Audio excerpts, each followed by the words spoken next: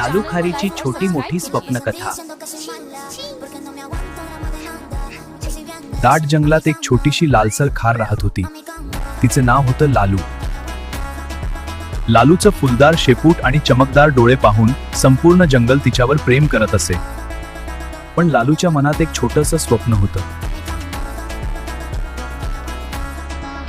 जंगलातील सर्वात उंच झाडाच्या शिखरावर जाऊन सूर्योदय पाहण्याचं। पण एक समस्या होती, त्या झाडावर जाण्यास कोणत्याही प्राण्याने कधीच धाडस केलं नव्हतं।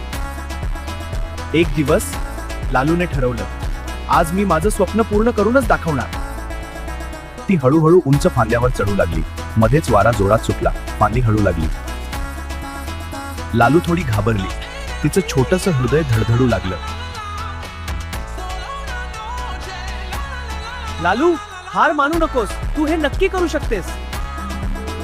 लालूने धीर धरला आणि पुढे चढू लागली। पावसाचे काही थेंब पडू लागले, पण लालू अजिबात थांबली नाही।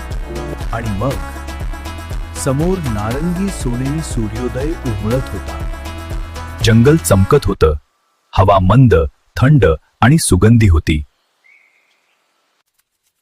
हे माझं स्वप्न होतं आणि मी ते पूर्ण केलं। स्वप्न लहान असो व मोठं, धैर्य आणि प्रयत्न असले की ते नक्की पूर्ण होतं।